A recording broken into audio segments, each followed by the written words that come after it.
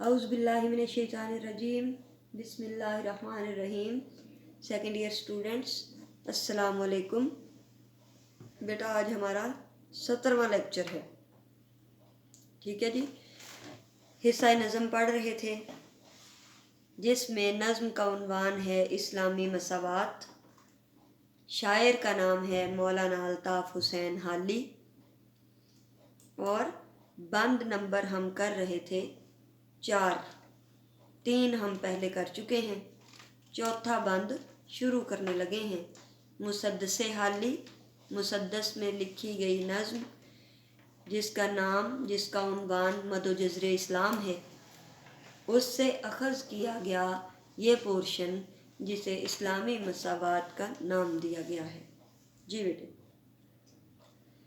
کہاں بندگان ذلیل اور کہاں وہ، بسر کرتے ہیں بے غم قوت و نہ وہ، پہنتے نہیں جز سمور و قطاں وہ، مکاں رکھتے ہیں رشک خلد جناں وہ، نہیں چلتے وہ بے سواری قدم بھر، نہیں رہتے بے نغمہ و ساز دم بھر۔ جی بیٹا معنی سن لیجئے۔ بندگان بندہ کی جمع یعنی انسان، زیادہ سارے انسان، ذلیل کم تر گھٹیا غریب لوگ، بے غم بے فکر، قوت و نہ خوراک اور روٹی، جز سوائے، سمور و قطاں، سمور لومڑی کی قسم کے ایک جانور کی کھال سے بنا ہوا ریشمی لباس۔ سمور لومڑی کی قسم کا ایک جانور ہے، اس کی کھال سے بنا ہوا ریشمی قیمتی لباس۔ یہاں مراد کیا ہے؟ قیمتی لباس، ریشمی کپڑا۔ کتان گرمیوں کا قیمتی ریشمی لباس ہے۔ رشک کسی کے برابر ہونے کی خواہش کرنا، حسد تو ہوتا ہے نا، جیلسی، جلنا۔ رشک ہوتا ہے جو بہت اچھا لگے، فخر سے بہت اوپر، اور انسان چاہے کاش میں اس جیسا بن سکوں، اسے رشک کہتے ہیں۔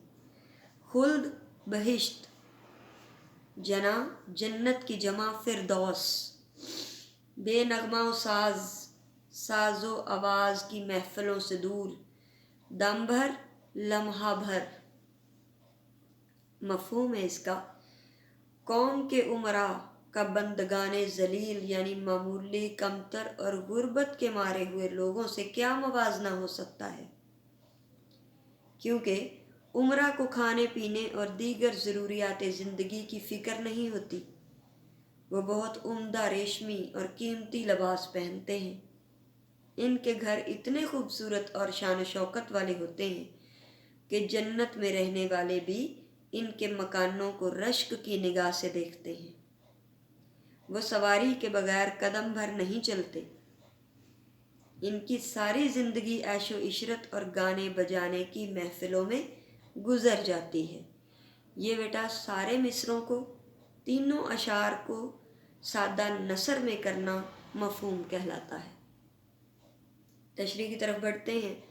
مسدس حالی مد و جزر اسلام کے خالق شاعر مولانا الطاف حسین حالی نے اپنی نظم اسلامی مساوات میں ہمارے معاشرے میں پائی جانے والی معاشرتی تفریق یعنی امراء اور غربا کے درمیان پائے جانے والے فرق کو کمال خوبصورتی سے تجزیاتی انداز میں پیش کیا ہے۔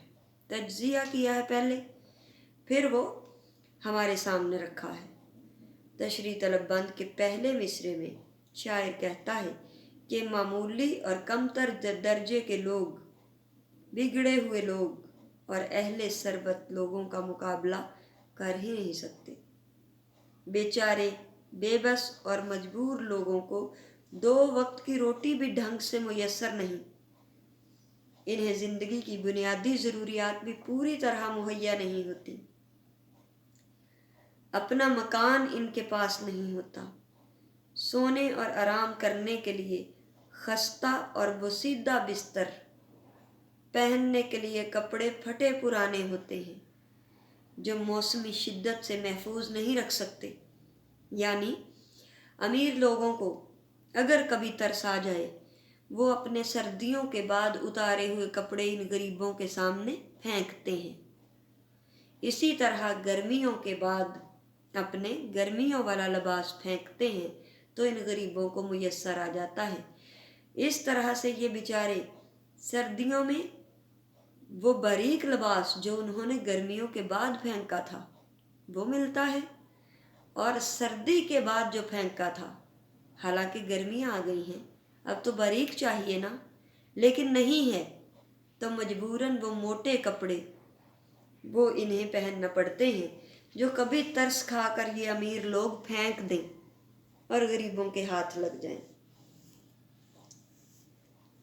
ان کی زندگی مصائب اور مسائل سے بھری ہوتی ہے، یہ ضروریات زندگی کے حصول کے لیے بھی دوسروں کے محتاج ہوتے ہیں۔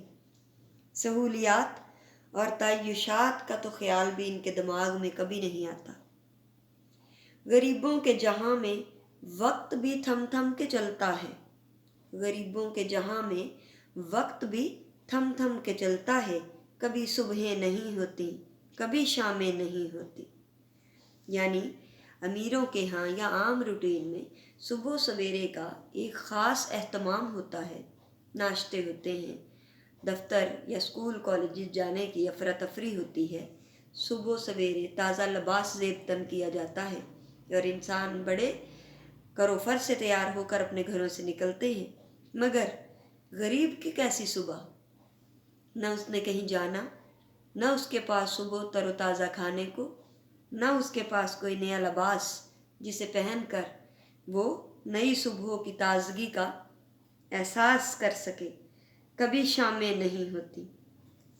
عمرہ طبقے کی شامیں بہت حسین ہوتی ہیں، شام کو شاندار پکوان پکتے ہیں، دوستوں کے ہاں اکٹھے ہوتے ہیں یا کسی کو اپنی طرف بلاتے ہیں، گئے رات تک مزے کرتے ہیں، ڈرائی فروٹس سردیوں میں کھائے جاتے ہیں، گرمیوں کے پکوان اور طرح کے ہوتے ہیں۔ لیکن غریب کی کیسی شام؟ غریب کے لیے تو شام میں روٹی بھی شاید نصیب نہیں ہوتی۔ مگر کیا کبھی ہم نے اپنے ارد گرد غور کیا ہے کہ ہمارے گھروں میں اللہ تعالیٰ نے کتنی نعمتیں دی ہیں، ان میں سے کبھی کسی کو تھوڑا سا ہم نے دیا؟ کبھی اس نظر سے کسی ہمسائے کے گھر جھانکا یا پتہ کرنے کی کوشش کی کہ اس نے رات کا کھانا کھایا بھی ہے یا نہیں؟ غریبوں اور مفلسوں کے مقابلے میں عمرہ کا یہ حال ہے کہ انہیں دنیا بھر کی نعمتیں میسر ہوتی ہیں، ان کے پاس بے تحاشا دولت ہوتی ہے، اس لیے انہیں کھانے پینے کی چیزوں اور روزی کی بالکل بھی فکر نہیں ہوتی۔ ان کے پاس بے پناہ وسائل ہوتے ہیں، ان کے دسترخوان پر قسم قسم کے اور رنگا رنگ کھانے چنے جاتے ہیں۔ یہ لوگ فکر معاش سے آزاد خوش و خرم زندگی بسر کر رہے ہوتے ہیں۔ اسی طرح لباس کے معاملے میں ان کی شان و شوکت دیدنی ہوتی ہے، یعنی قابل دید ہوتی ہے۔ یہ معمولی لباس پہننا گوارا نہیں کرتے، ان کے پاس انتہائی پرتکلف لباس ہوتا ہے۔ یہ گرمیوں کے موسم میں انتہائی قیمتی باریک کپڑے کتان کا بنا ہوا لباس زیب تن کرتے ہیں، جبکہ سردی کی شدت سے محفوظ رہنے کے لیے بے حد قیمتی ریشمی گرم سمور کی کھال سے تیار شدہ لباس پہنتے ہیں۔ حالانکہ لباس ستر پوشی کے لیے ہے، جسم ڈھانپنے کے لیے ہوتا ہے، لیکن یہ امر الباس میں امارت اور نمائش سے کام لیتے ہیں۔ یہ لوگ اپنے لباس میں کس لیے پہنتے ہیں؟ دکھاوے کے لیے، تاکہ وہ عام لوگوں سے منفرد نظر آئیں، الگ نظر آئیں۔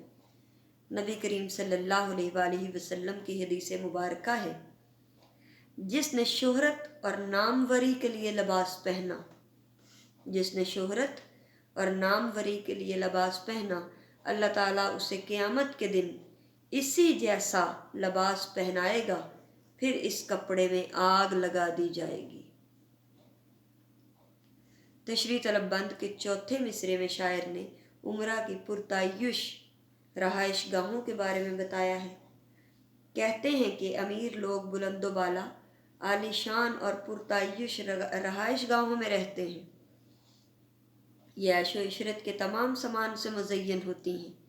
इनके कमरे, बरामदे, सहन, फूलों की क्यारियों, फवारे, बगीचों की आराइश व ज़बाइश और सजावट काबिल सताइश, काबिल रश्क होती है कि जिन्हें देख कर जन्नत के महलों में रहने वाले भी रश्क करते हैं। तशरी तलब बंद के 5वें मिसरे में हाली कहते हैं कि उम्रा पैदल चलना तो दरकिनार, आम सवारियों पर भी सफ़र करना गवारा नहीं करते। ये खूबसूरत और पुरतायुश कीमती गाड़ियों में सफ़र करते हैं।